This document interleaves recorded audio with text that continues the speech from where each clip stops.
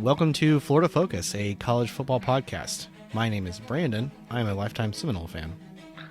And this is Chris and Jared, and we are lifetime Gator fans. And we're putting aside our differences to bring you the fantastic world of college football throughout the Sunshine State. This week, the Gators were off. We're going to talk about Florida State's win at home over Duke, and UCF goes on the road, has a close win against Oklahoma.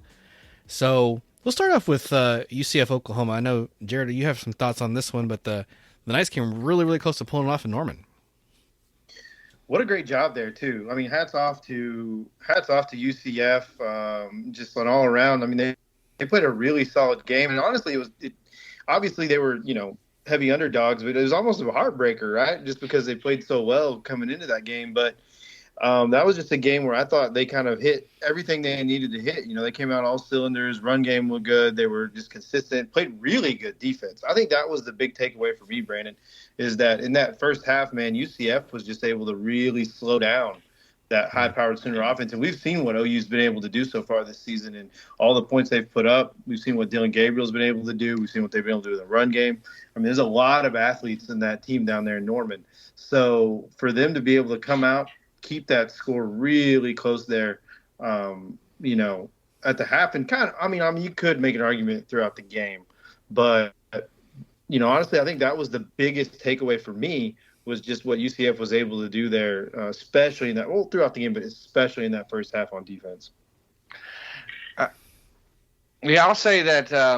You hate to hear the term moral victory, but that's kind of what it is for UCF, because they played the best game of the year for them. Mm-hmm. And you're looking on paper like, oh man, OU just beat Texas. They're going to get stomped. But they put up a fight from the beginning to the very end there, kind of let it slip away. And I mean, they had the game till the fourth quarter. And I mean, if you're listening to the podcast, you know that I was like, yeah, expect you. I was not going to be surprised if Oklahoma comes out flat, and they did just that. And UCF used that bye week wisely, and man, it's going to be frustrating, especially to have kind of a lead to go toe-to-toe with Oklahoma, have a chance to tie the game at the end there, and then just kind of call it a head-scratching play there to go for two. Who knows if you win going into overtime, but still, you want that chance, and you want your best play, maybe get into your playmaker's hands, and it just kind of Gus came up with a dud there.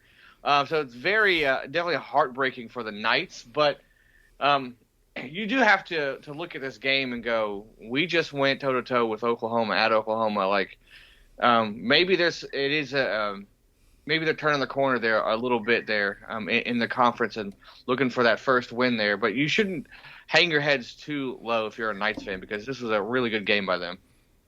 Yeah, I agree. A lot of it is probably John Rice Plumlee returning, because you saw the kind of game that Javon Baker could and should have. He has the long touchdown early in the game.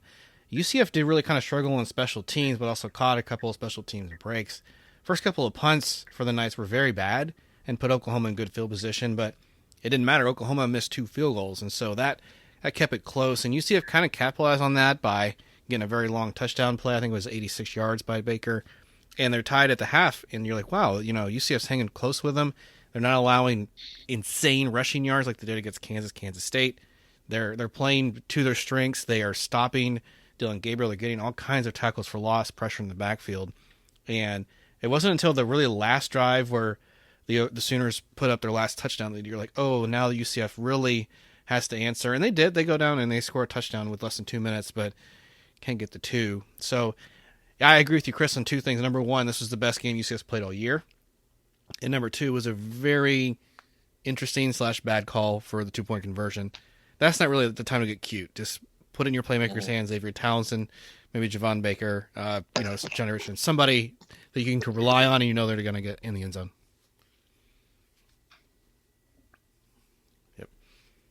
So I like the image you sent me, Chris, a little earlier. It was like, in the state of Florida, who has conference wins? You're like, oh, it's week 9. Of course we do. And UCF's like, nope. No, not yet. But they are playing better. I think they're starting to adjust to it, but still couldn't quite get it. But I think you made a really good point. John Rice Plumlee coming back really gave them the spark they needed, and that kind of runs the offense that Gus really wants to. That fast pace quarterback able to scramble a little bit. So hopefully they can take this momentum into the next game. The one thing I wish that would translate for UCF, and you just see it, it's really glaring, is how inconsistent they are when they're featuring their pass game. And obviously, like with Gus Malzahn, that's going to be always a secondary part of your offense, right? You're always going to have a lot of motions. You're always going to have a lot of reads and things like that. And it's going to be heavy run. But even Plumlee, 16 to 30, basically 50% completion percentage. And you got to think if you could just be, 10% more efficient, or if you could just find 7 or 8 passes down the stretch there where you can convert, a third down, you can convert on a pass play or surprise somebody on a first down. I think that would even make that offense just that more dynamic when you're coming to those runs, because right now especially as you're getting into the middle of the season, at some point somebody's going to load up and say, okay, you're going to have to beat us on the run. You're going to have to. And right now UCF hasn't been able to show that. So that's the only thing I would kind of really like to see moving forward is, can they just find just a little bit more efficiency? You don't have to be a 70% completion, but can you get to 60? That would be huge, I think, for that offense. Agreed. Yep, and we'll talk about UCF in a minute a little more when they play West Virginia. But yeah, they've definitely turned the corner on some things. They took the bye week pretty seriously, and they came out swinging. So, all right. Any final thoughts on the Knights? No, keep on going. You're gonna get there. You'll get it. I believe in you. You're gonna get it soon. Just a quick thought: do we think Oklahoma is the best team in the Big 12? I do. I still think so. Yeah, I mean, they took a great shot by UCF, and I mean, obviously I want to take my hat off to UCF, but I think if you're at Oklahoma, that wasn't your best game of the year, and a lot of that had to do with UCF, but I think some of it was kind of an internal thing. So I still think Oklahoma's the best team in the Big 12, especially with Quinn Ewers now out for like 3 weeks.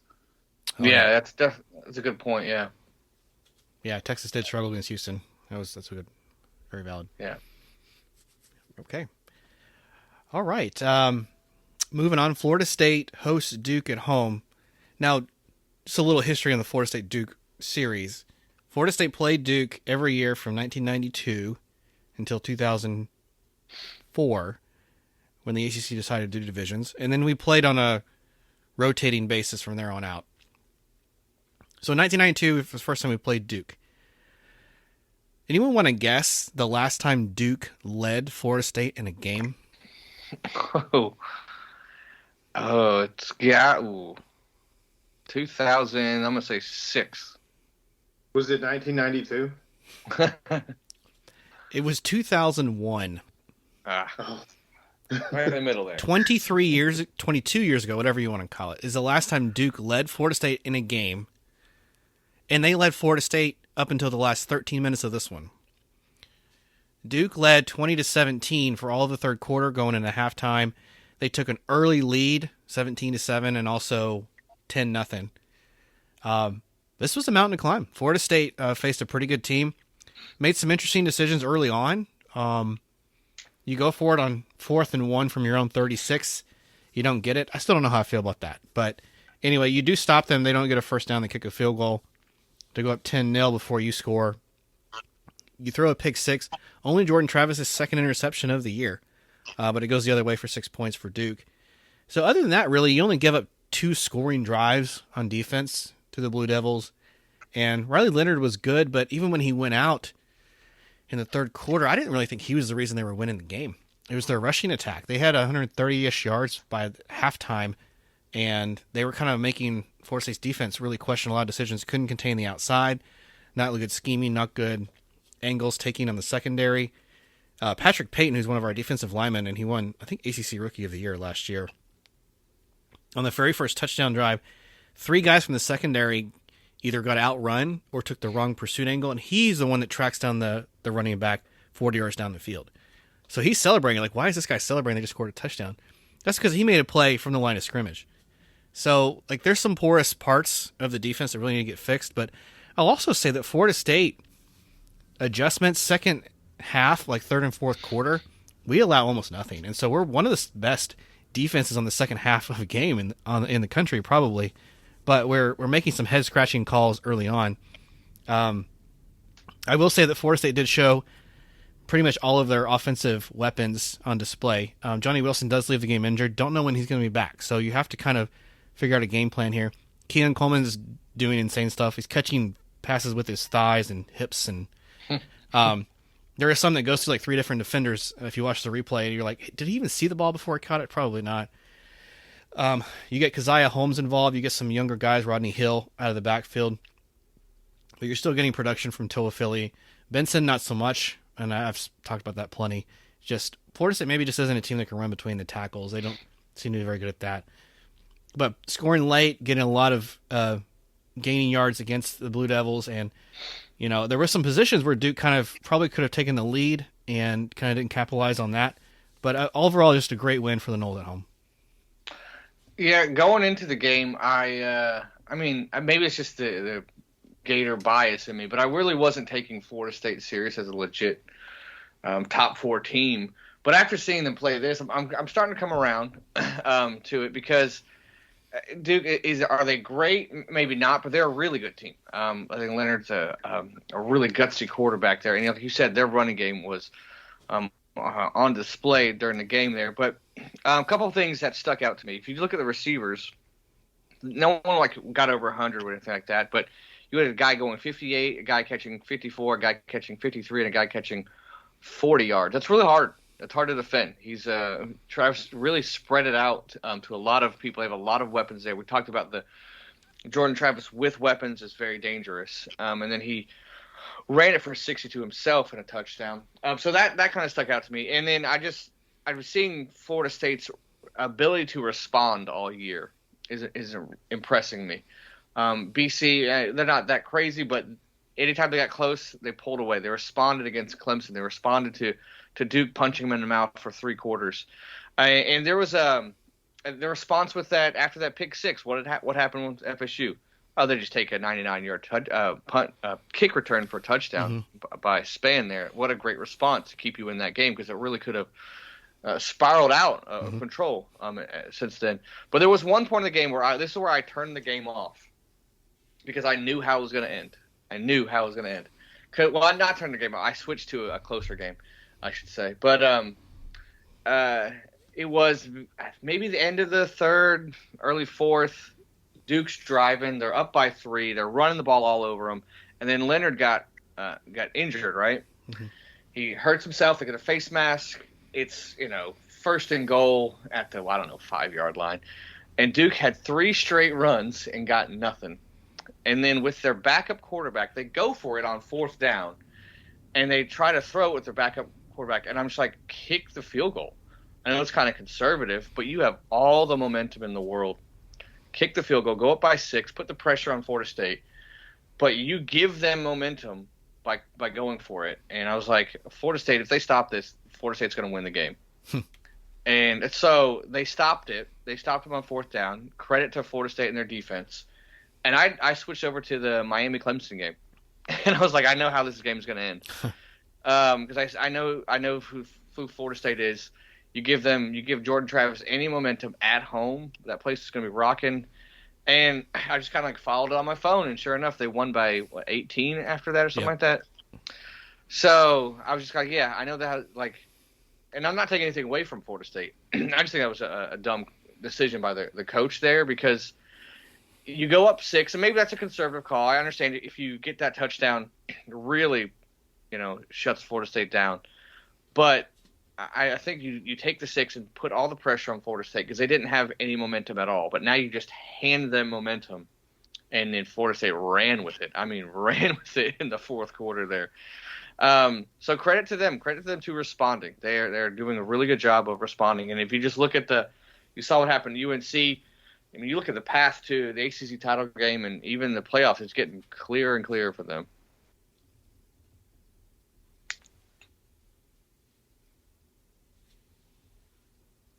What were your thoughts on the game, Jared, and how did you see this one playing out, and did you like the 4th down call?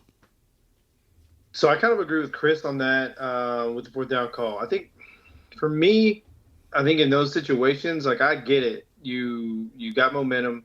You have an opportunity to sort of make a big statement or kind of like steal, going forward. But when you have a team and that Florida State is, and you've seen them on film all year long, it's just like Chris said, like you have to take every opportunity to give yourselves a chance to win, because even if you take momentum at that point, or I guess keep momentum at that point, or maybe just keep it away from Florida State, even if all you're doing is just putting 3 on the board, it may come down to a field goal later on, right? So it may come down to something later on.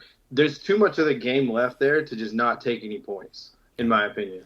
So I think that was kind of a strange call. But, no, I agree with both of you guys. I mean, Florida State's just doing what we've seen all year.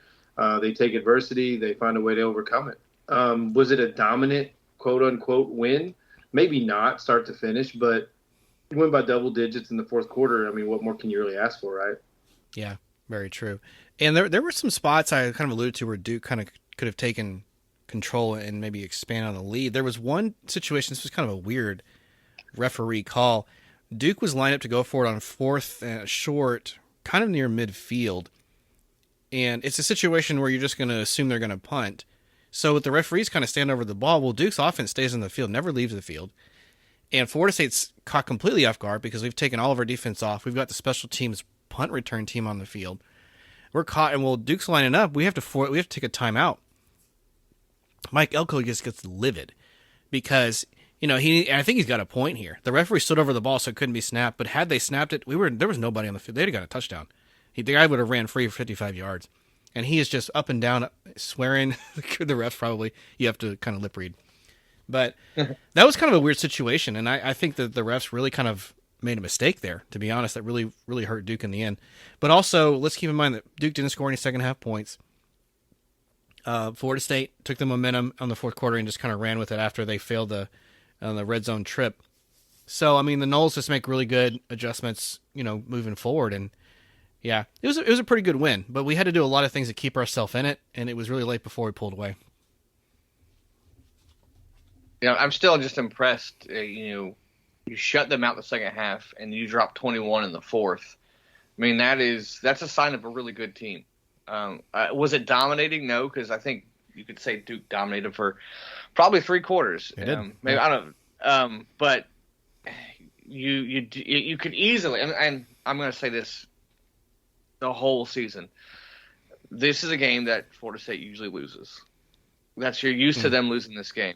And they're a different team now. I don't know. We can talk about this later, but I don't know where they match up with like other playoff contenders. But I'm starting to come around on them more and more because there isn't really a dominant team. I wouldn't say Florida State's a dominant team, but I don't know who else is a dominant team out there. That's just looked from week 1 to now just completely dominant, who has played competition. So, I mean, if you're a Florida State fan, you got to be feeling really good about yourself and your chances going further. But I'm really impressed the way that they don't seem to. You could tell Travis has been here for a while. You could tell that I'm not going to panic. I'm just going to trust my coach, trust my players, and really get behind them. And it's showing on the field this year. Yeah, I feel like he's been there for 6 seasons or something, but yeah, it's a long tenure with the Noles. With a long tenure comes a lot of statistics. So here's some fun another historical game here. So we talked about Duke leading Florida State for the first time in 22 years. Of all of the great Seminoles of all time, now Jordan Travis is the sole leader. He has produced more offense than any other player in Florida State history. Really? It all belongs to him. He passed Chris Winkie, another guy that was at Florida State in his 20s. And for the Florida State is now 22-0 against Duke. That is a record since 1936 when the AP poll existed and started. No team has beaten another team that many times without a loss in the history of the sport. Wow. So 22-0. Wow. Yep. Now they were throwing some stats out like somewhere in there some wins were vacated, but we won on the field or something weird. But that's a wild stat. So he's got more yards than like Dunn and Charlie Ward, and Yep. that's impressive. Okay, good for him. I mean, it's got to be like year 6. What did he redshirt? So like, yeah, that sounds about right. I want to say like, and I'm not joking here. I think he started college in 2018. Right. But he spent 1 year at Louisville before he came to Florida State. Is that something that is right, Jared? Yeah, but he got that COVID year too. Yep. Back, so yeah. Mm-hmm. I bet a lot of records, not to take anything away from him, but a lot of records across the board might be broken because of that extra year. Yeah, that's where you're going to see guys playing 7 and 8 seasons at a school. Yeah. Yeah. Just don't want to let go of the glory days. Anyway. Yeah. All right, well, that's... we can talk about UNC Miami. You were talking about that a little bit, Chris. Did you have any thoughts on how this game shook out? Clemson, Miami? Clemson, Miami's my yeah, apologies.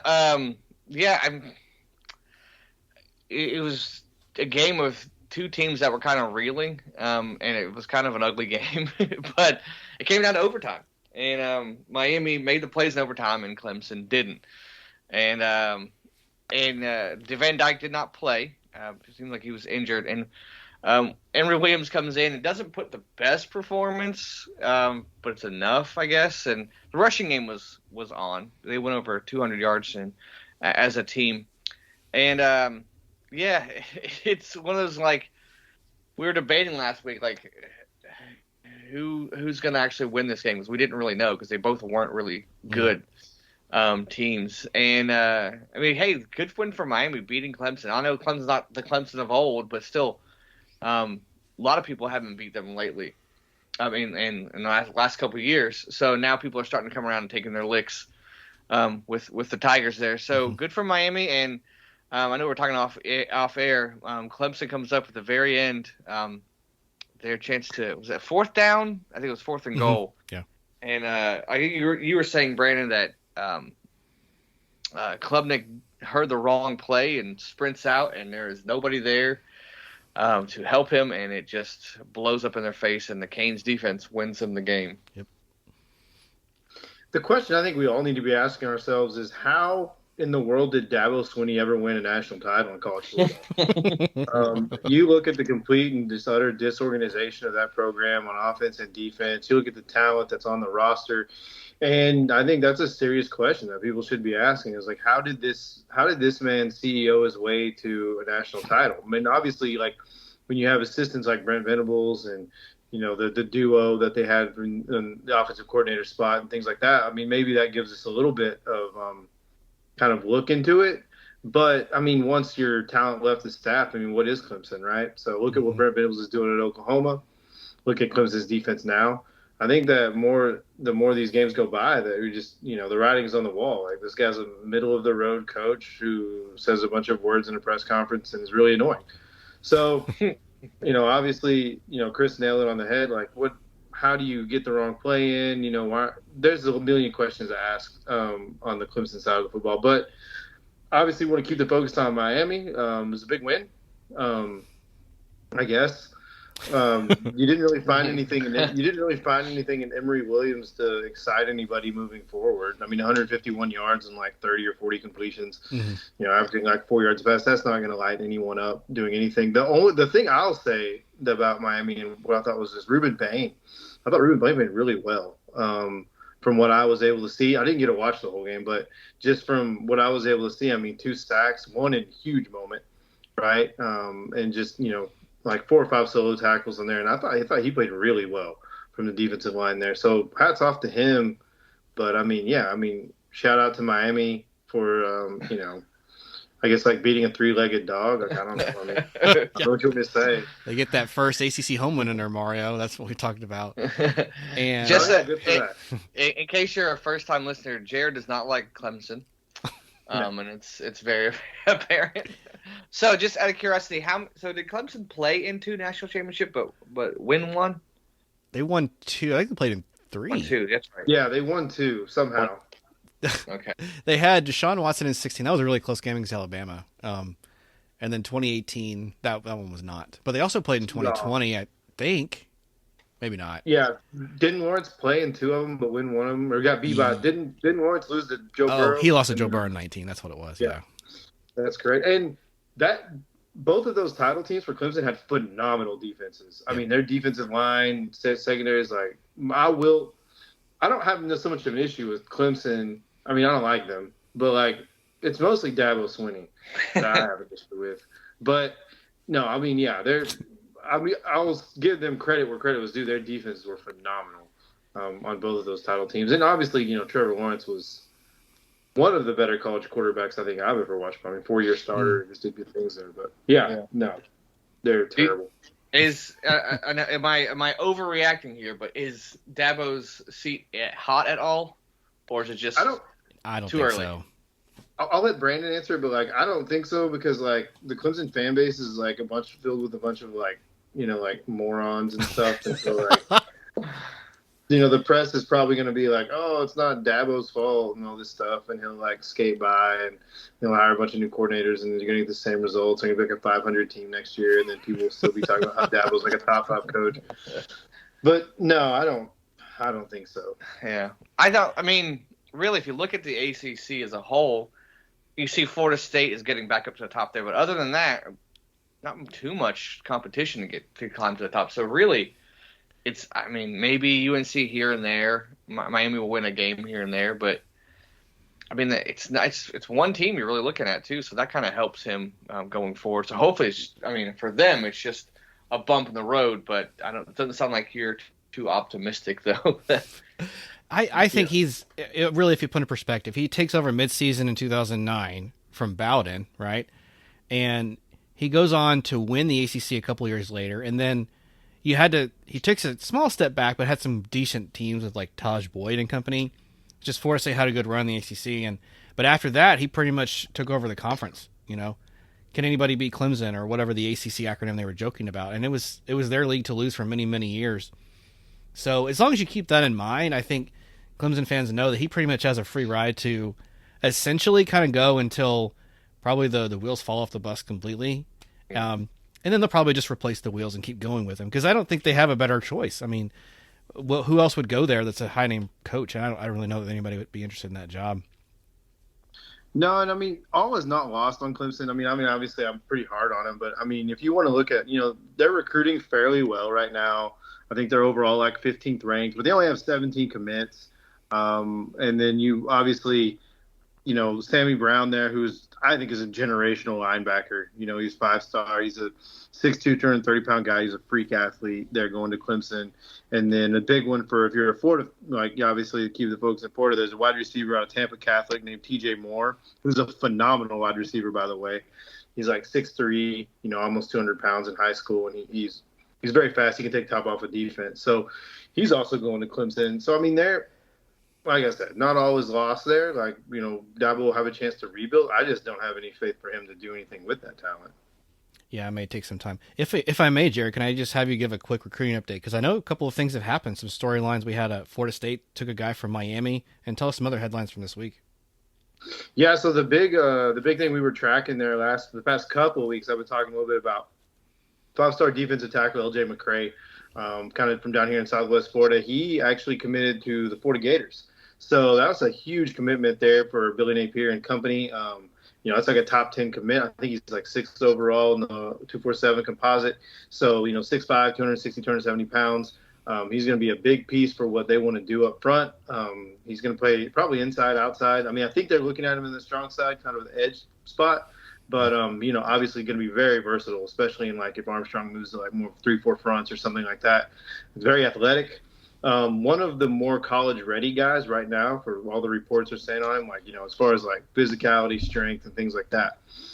Very, very physical ready. Reminds me of Kelby Collins a lot coming in from last year from Alabama. And all he's done is start as a true freshman for Florida. So, that's a big addition to this. And then you mentioned it's a pretty interesting little scenario you have. So Armando Blount's also a 5-star defensive tackle, but from the class of 2025. So what he did was he reclassified so he can graduate this year, so he can be, senior this year, and he's going to be on campus next year. So what he does is he reclassifies from 25 to 24, and then he flips his commitment from the University of Miami to Florida State. So I think that moves Florida State up into like the 4th spot, maybe 5th spot, depending on how the re-rankings are going to go. So he was a 5-star in the 25 class, but he may not be a 5-star in the 24 class, right? So once the re-rankings shake out, Florida State will probably end in that 4 or 5 spot. The Gators are right there at 3 right now, and everyone's chasing, Georgia and Ohio State.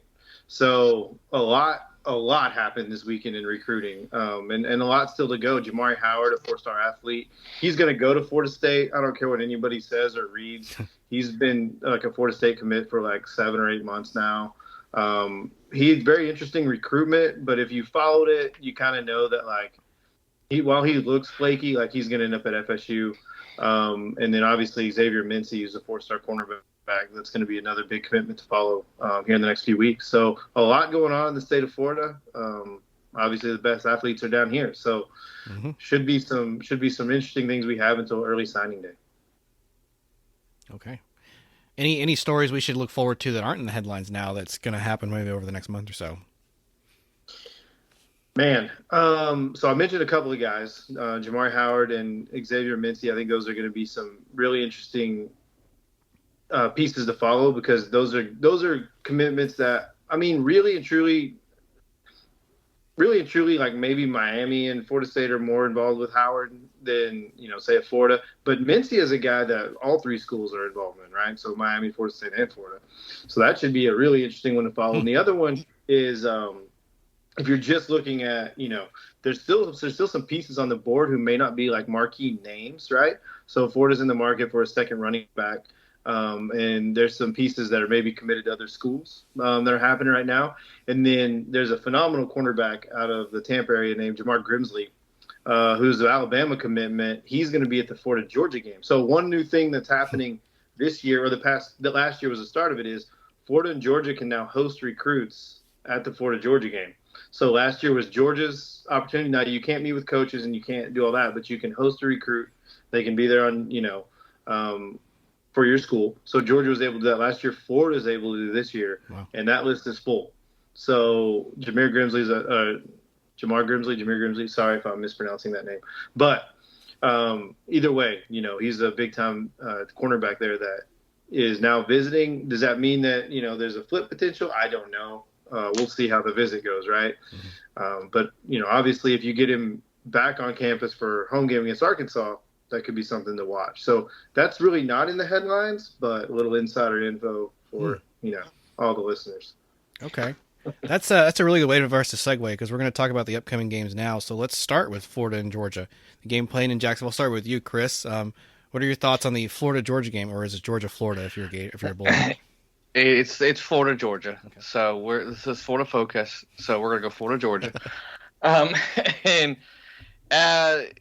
the Gators are coming off a couple of weeks of some success there. We have a bye week, so does Georgia.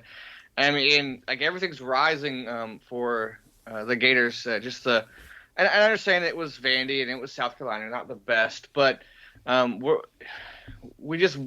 we weren't handling those games well recently, and finally we are. So we're kind of turning a little bit of a corner when we have that thrilling end to the South Carolina game. So I know morale is high. We got to commit over the past weekend, and there's nothing that's going to humble you better than playing the back-to-back national champs, number 1 Georgia, bitter rival there.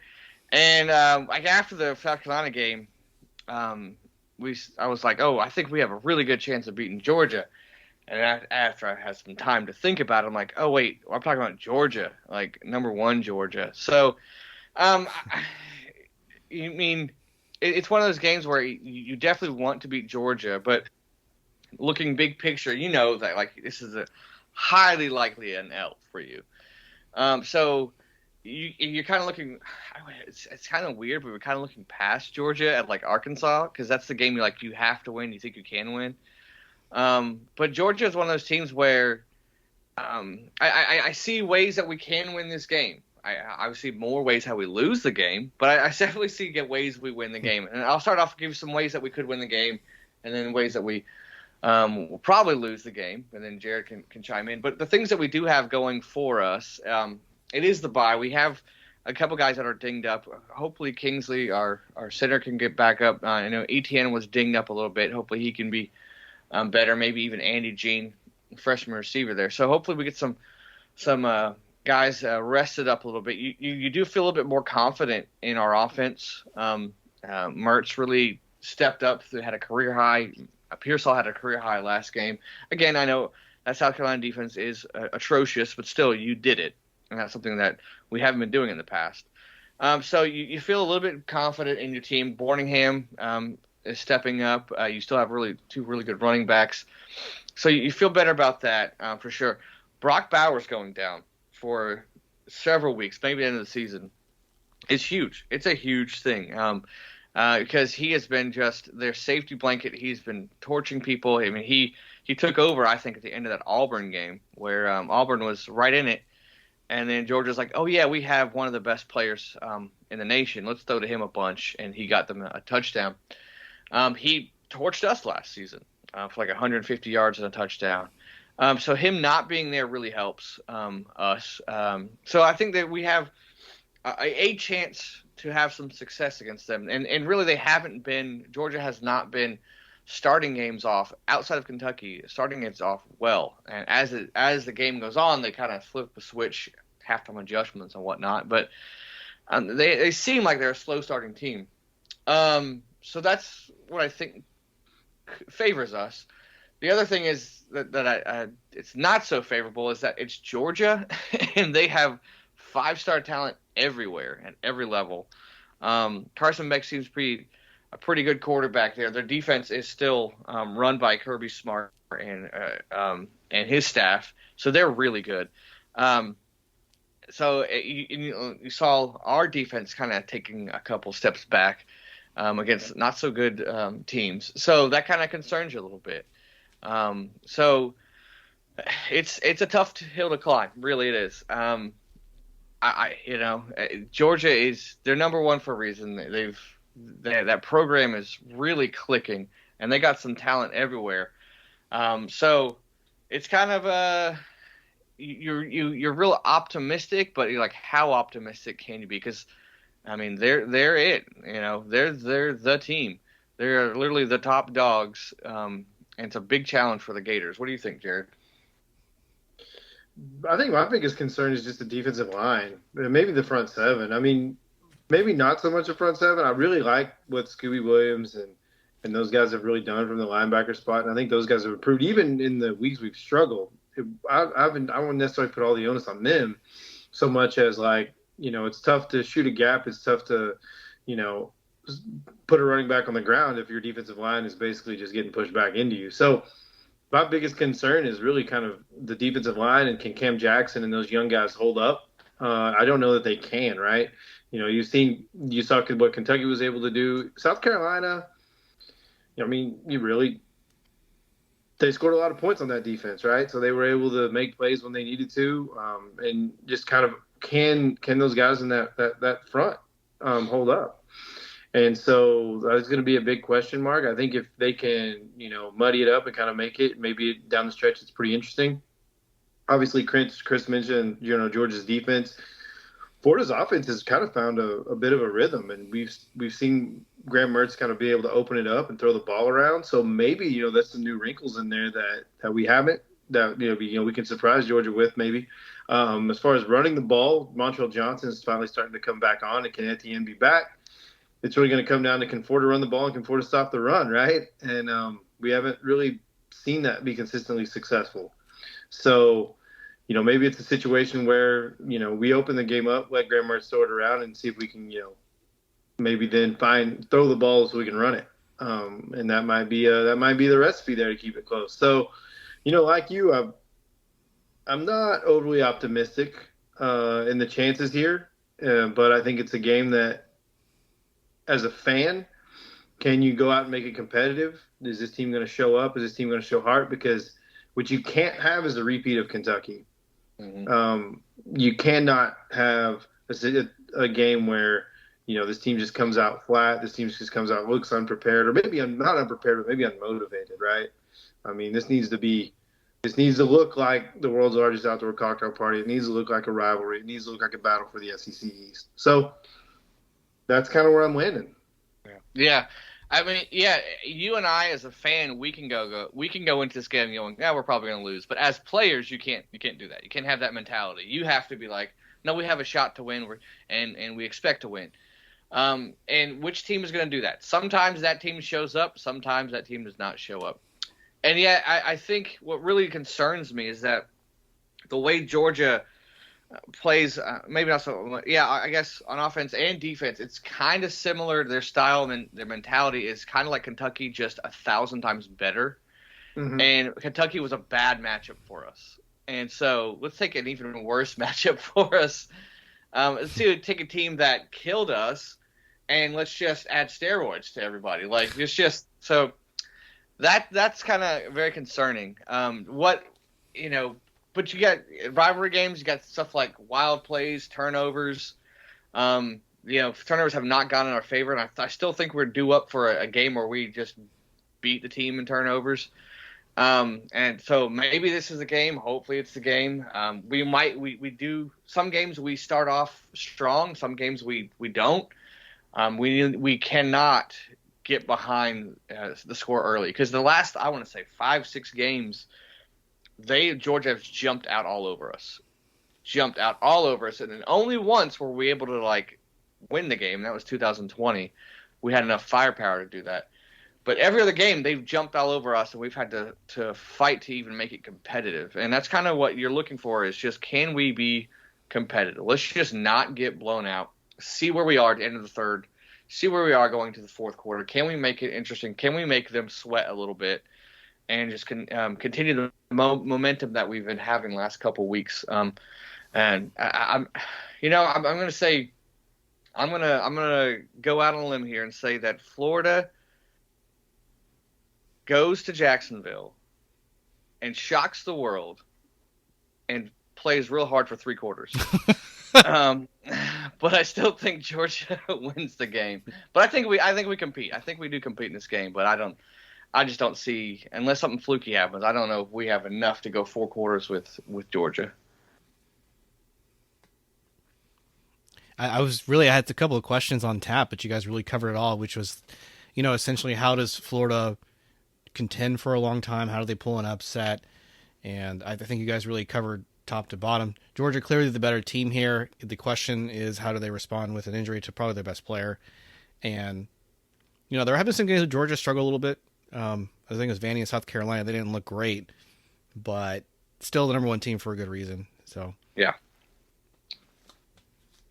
Okay, cool. Any final thoughts on how this game shakes out? Yeah, I think the only saving grace is that, in games Florida's been expected to perform well, they haven't. But in the games that they've been backs up against the wall, the world against them, they played really well. Mm-hmm. So maybe this is kind of that game. So who knows? We'll see. No shot I'm giving a score or any semblance of any prediction on this thing. Yeah. So, we'll see y'all on Saturday. Yeah. I'm very curious. The last thing I'll say is I'm very curious that the fourth quarter of the South Carolina game was we hadn't seen that version of Florida in a long time. And I want to know if that's kind of an outlier, or is that a fluke, or is that who we are now? So that's kind of curious. Will that fourth quarter of South Carolina translate into success or something like success versus Georgia? Okay. Sounds good. All right. Moving on, Florida State does go on the road and starts an interesting stretch on the season. They're going to Wake Forest, and we kind of know who Wake Forest is at this point. They're a pretty bad offensive team. They only have 6 rushing touchdowns on the year. Mitch Griffith's their quarterback. 9 touchdowns, 7 interceptions, and their schedule has been very, very weak to this point, but now they're going to get really tested. They already have losses to Georgia Tech by 14. They did lose a close game to Clemson, but they also lost pretty handily to Virginia Tech by 17. They do win a dramatic game against Pitt last week, so they are coming off of a win. But I don't really see a way that Florida State struggles in this one. The only strength of the team is Wake Forest has a decent defense, and they hold opponents to a lot of low scoring, but I don't think they can do it against the Noles. So, again, one of those situations like Boston College where really the only time you're going to struggle here is very little energy. I mean, their student fan base is only like 5,000 students. This is a tiny school.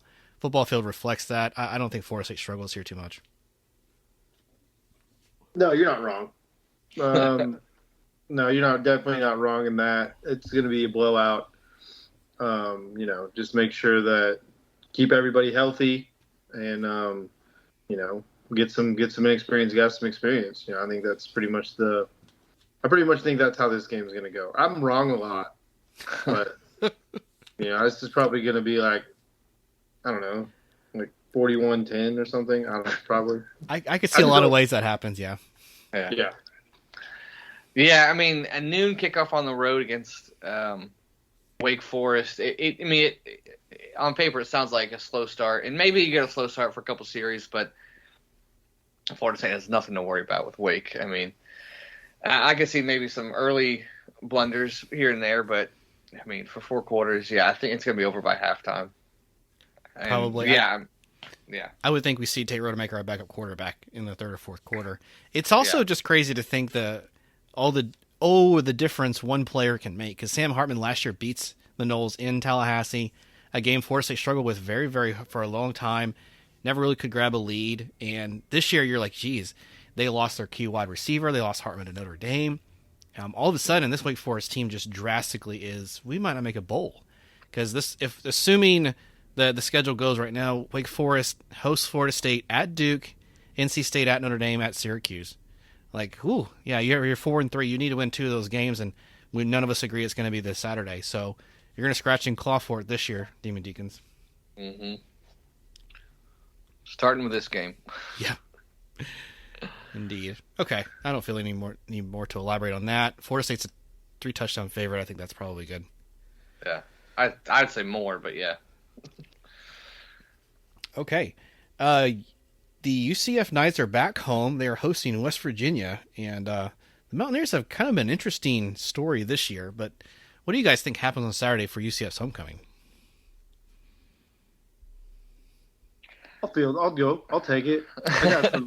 I got some things here for it. So if you're a UCF fan, I'm going to go ahead and give you the rest of the season. So you can, if you want, maybe you can sell your tickets and, watch it from the house, spend some money on some food, do a big cookout, or, since you know what's coming, buy a whole bunch of more tickets and check out homecoming, let your friends and family know, like, hey, this is what's about to go on.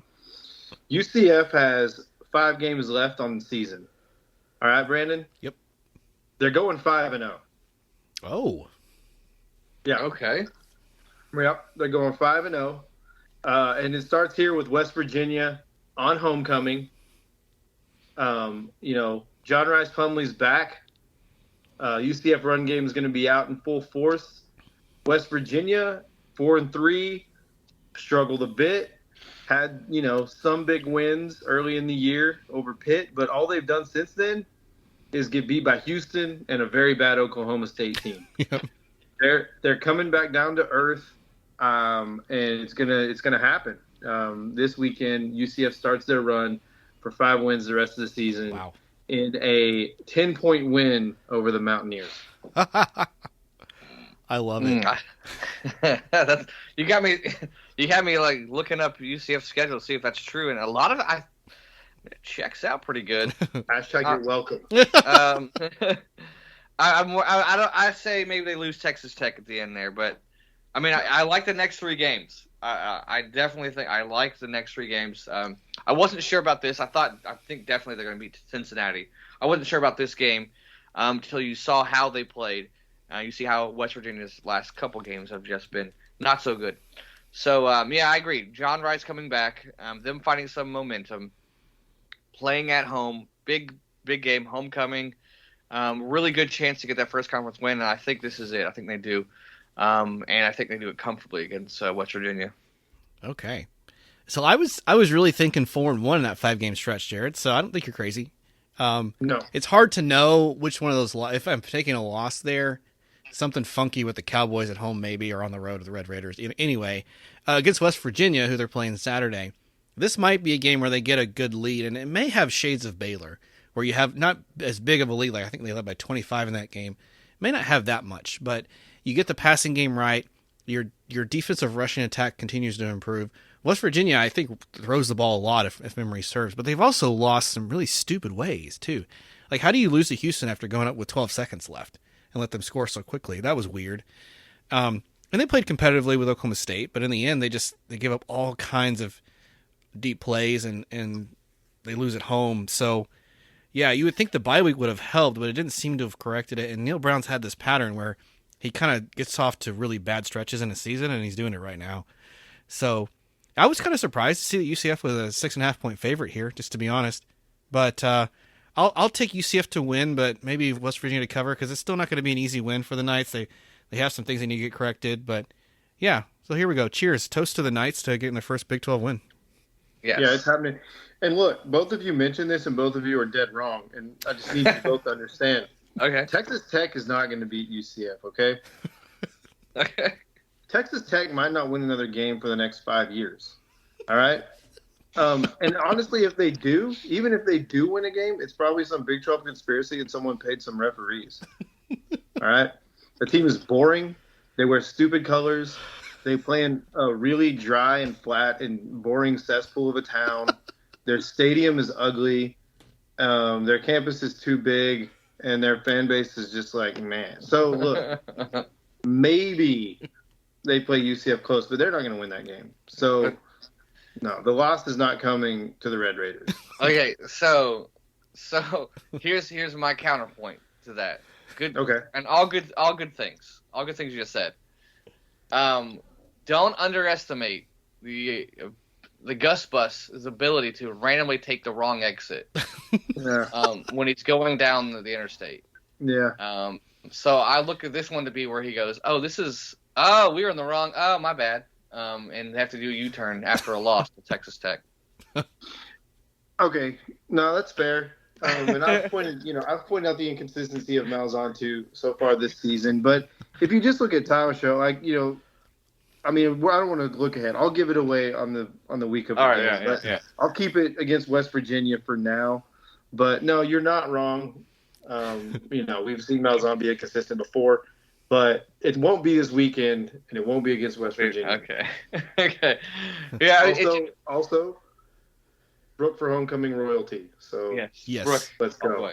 Maybe they were saving this win for her. Let's do it in dramatic fashion. Let's get that first Big 12 win when it's her day. Oh exactly. Yeah, that would be. They're like, exactly. let's just lose these games. They're like, we have a chance to win. They're like, wait, homecoming's in Brooke is next week. We need to blow this. Okay. Okay. Yeah. Well, then we'll call this play instead. Go for 2. Yeah. I'm still reaching out to her people to see if that interview can happen. I have a good chance at it tonight, so maybe we'll hear it this week. Okay. Good. Looking forward to it. Yep. Okay. And Miami is the last game. They're playing Virginia at home. Virginia coming off a win against North Carolina, beat them 31-27 at UNC. Do we think Virginia wins again? Do we think Miami continues their second win in a row? What are we thinking? I don't know. To be honest, because it's Miami. I just don't know. Cool, you beat Clemson, but I don't know. Like, it's a home game, so I don't know. What's with Tyler Van Dyke? I don't know. Like, they play in the ACC, so I don't know. Yep. I mean, you just flip a coin. I mean, every Miami game, flip a coin. I agree. I agree, Chris. We've seen Miami in the low of lows, and we've seen them, play some highs. I just can't see Virginia being the loss here, though, right? They're 2-5. They had a pretty good game. Well, I mean, the game of their lives, the game of their season. Yeah. Against North Carolina, who looked pretty good against Miami. So it's hard for me to say, like, oh, yeah, Virginia's going to be able to keep this thing close. I still think Miami's a better team. I still think they're more talented. I think Miami's found something on their defensive line there, and I don't know that Virginia has the horses to exploit it. That being said, we've all seen that what can happen, right? Mm-hmm. I mean, we all watched the Georgia Tech game. Like, we've seen the mishaps here. So, yeah, I mean, I think Chris nailed it on the head with I don't know. I just think for me, I still have to ride with Miami here. I mean, I guess maybe they're looking ahead. Maybe that's the type of situation, and they find a way to slip up here. But I just I just don't know if Virginia's got this in them 2 weeks in a row. Yeah. This is a good point. That's kind of what I was going to get at. It's like that Virginia UNC game. Is that more of a statement for Virginia or UNC? And I tend to think it was more on UNC. Not taking the win away from Virginia. I think that's more of just UNC's just fumbled it essentially. And I don't know if Virginia can do that two weeks in a row. If they can do it against any team, it is Miami, but I just don't think they will. Yeah, that's fair. Yeah, I'm going to clarify it for you. Virginia's really bad. And I mean, I feel bad for this squad because they had such a tragedy in their season last year. They didn't even get to play the last couple of games. But they've had so many struggles along the way. You wanted them to come out and get a good win for Tony Elliott, one of the other coordinators you're talking about, Jared, that left Clemson. Yep. And they just really haven't taken off. They get bashed by Tennessee. You think, okay, they're going to go against James Madison and win. They lose by a point. I think James Madison's Division I now, but it doesn't matter. Like Virginia has lost to teams like Richmond, and this year I didn't think they were going to beat William and Mary. They really do struggle. They had games like the NC State game where they were close and they lost in the last second. Same with Boston College. They let them come back. So it makes that NC State or UNC win, just kind of an anomaly that now the secret's out and now Miami doesn't take them lightly. Now Miami did lose to Georgia Tech in comic fashion, but I think the Clemson win kind of propels them to get some things taken care of. And yeah, they've shown they can at least compete and be viable with Williams. So yeah, Virginia just has just too many holes and they don't have the skills yet. So I'll take the Canes. And as weird as it may sound, because it will sound weird, and maybe I'm wrong. Maybe you and Chris have a different opinion on it. But as strange as it may sound, this is sort of like a must-win game for Miami. You have NC State, who's pretty decent.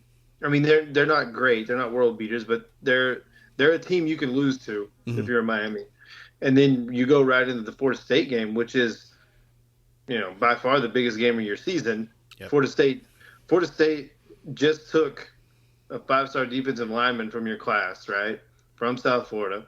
Florida State's got all the momentum in the ACC. Florida State's undefeated. So if you somehow manage to slip up against this bad Virginia team, you could be staring down the barrel of an 0-3 stretch here. And I just don't, as little faith I have in Mario Cristobal, I just don't see that, being an outcome. Sure. Very true. Yeah, well, it's going to be an exciting week to come. A lot of good teams really kind of struggled early or lost. So maybe the upset bug has kind of flannered its way out. Let's hope. Any other final thoughts on Nationwide or any other storylines to follow this coming week? Just random. You guys mentioned James Madison. Yes, they are Division I. They are in the Sun Belt, and they are currently ranked 25th. They're ranked now. There you go. Oh, that's right, Chris. Thank you for clarifying that. I think they were bumped up, and there's some kind of rule that they still can't play in the postseason.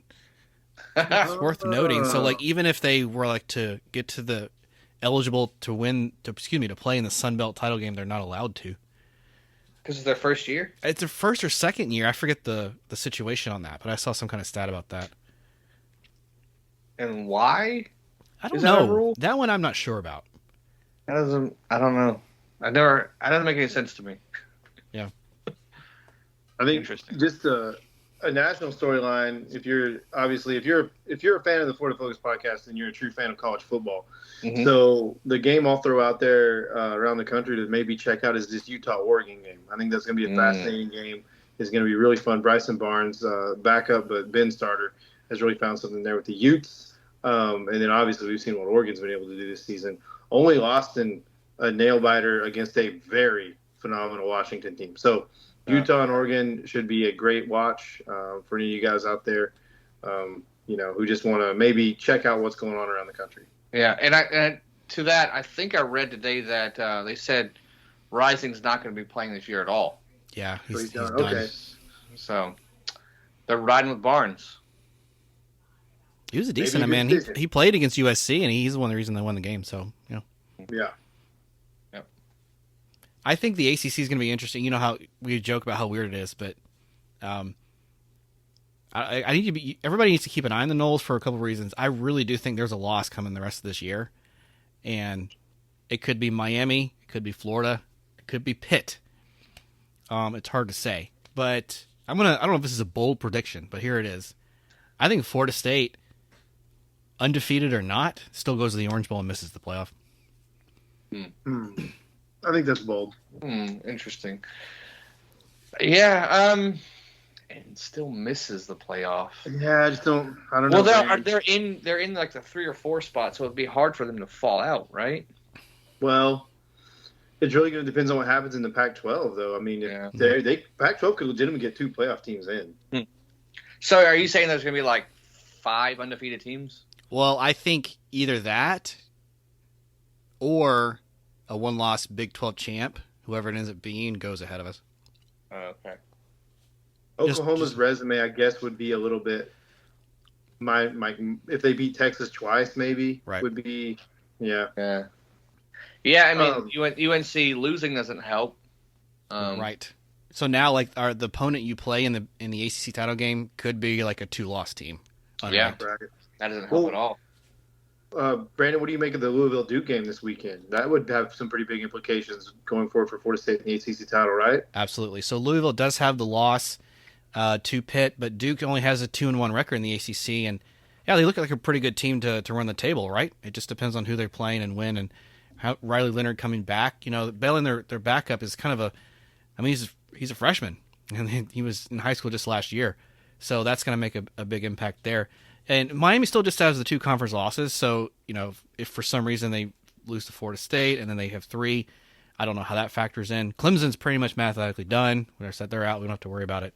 So at this point, you want UNC to go undefeated. You want Louisville to go undefeated. That way, that win looks marquee. And keep in mind, Boston College is not mathematically out of the ACC title game. Yeah, so.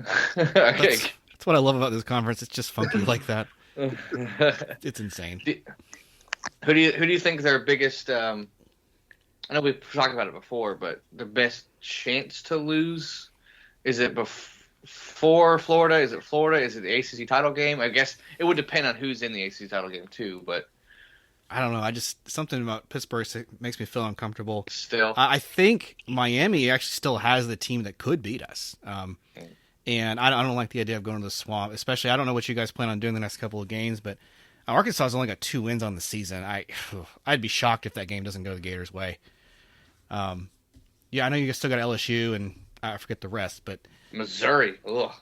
Missouri's good this year. It's really a rough one. They're a good team. Yeah. Chris and I will both be in attendance together for the Arkansas game. So. Yep. Okay.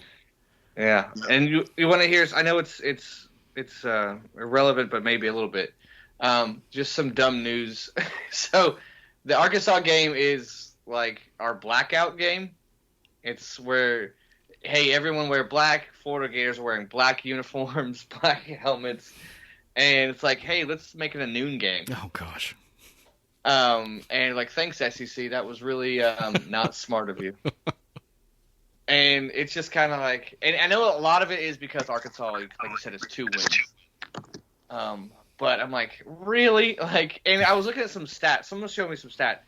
There have been, in the last, 20-something years, there have been 26 teams that have unveiled new all-black uniforms. And only 2 of them, only 2 have not been, 4 o'clock or a night games. We are one of the 2. We are one of the 2 noon games or all black uniforms. That's a crazy thankfully, I know. Thankfully, it'll be a little bit colder by then. But it's just like I know it's petty, it's whatever, but it's just seriously, SEC. Thanks. Yeah, with Billy Napier, one of the things that he did at University of Louisiana Lafayette and that he's carried on here is that Veterans Day weekend, obviously, this game is just the closest to it. What the tradition he started there at ULL was to use that weekend to bring in like an armed forces type of thing. So what he wants to do is, we're going to wear the black uniforms and they're going to auction those off for, all sorts of different veteran foundations and things like that, or maybe just one, but maybe Wounded Warriors, whatever, that's going to look like.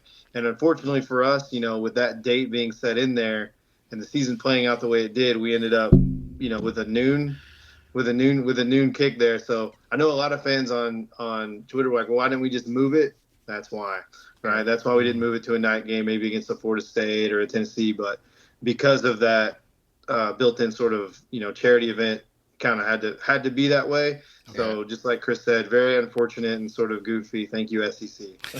Yeah. I just kind of like, it would have been awesome. No matter who the opponent is, like a night game in the Swamp, we unveil black uniforms. Yeah. And part of me is jealous. I mean, going to be 100% transparent. Last year, Tennessee unveils their all black uniforms night game against South Carolina, and that place was rocking. And I'm like, I want that. And it's like, oh, here's a noon game. Like, okay, well, screw you. So, but I'll take it. It's a game in the Swamp. I'll take it. But just gives the fans a chance to show up, right? Is the Swamp really that type of place? Is the fan base really those type of fans? We'll find out at noon on Saturday. Right. Awesome. Yeah, it's an interesting week going ahead. Any other thoughts or newsline for the good of the show? I think that's it. I think I had something, but it's gone, so it must not be important. Okay. We'll revisit that next week when it comes back to you. Yeah. Well, if the fans have any questions, thoughts, they want to reach out to us, they object or agree with our show here, Chris, how can they reach out to us? Oh, this is something they should not forget. Let's go to FloridaFocusPodcast.com. Indeed. All right, gentlemen. Thank you as always for a great show. This is Brandon saying go Noles. This is Chris. And Jared. Go Gators.